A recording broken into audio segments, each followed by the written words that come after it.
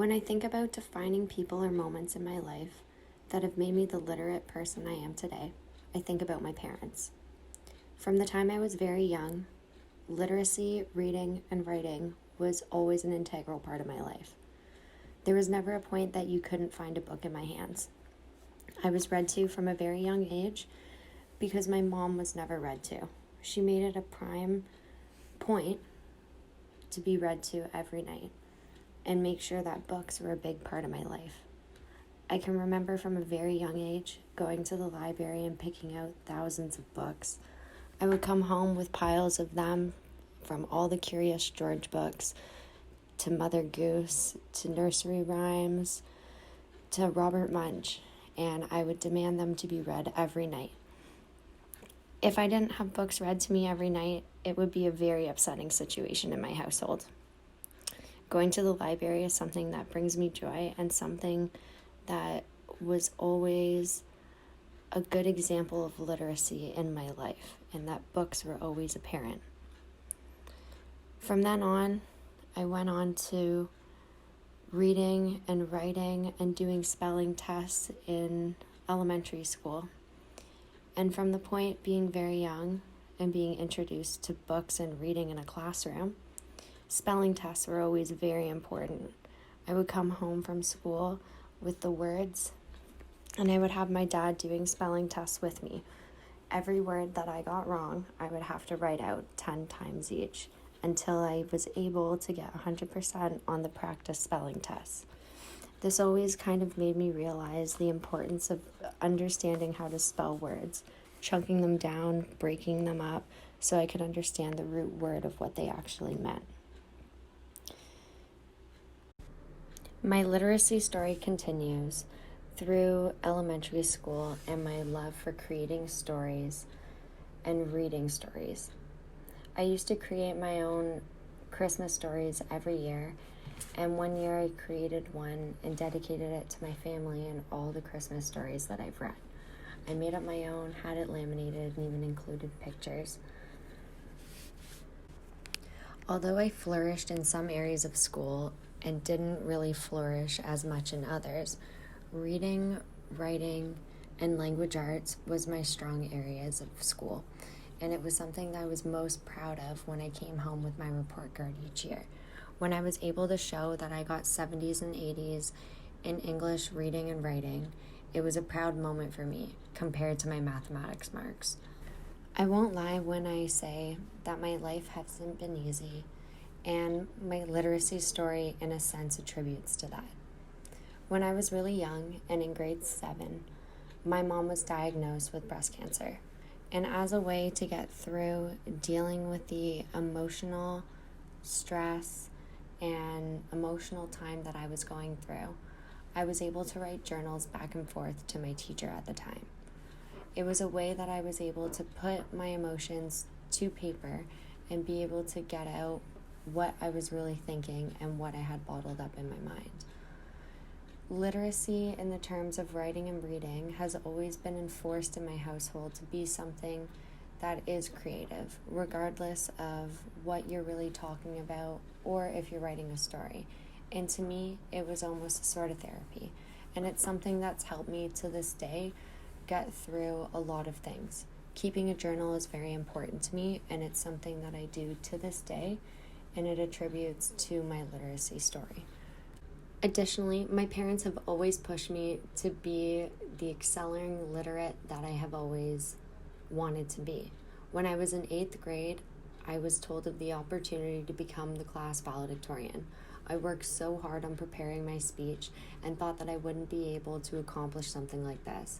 My parents kept pushing me through and telling me that this was something that I was capable of. And in grade 8, I was the class valedictorian and was able to write and read a speech in front of my whole grade 8 graduating class.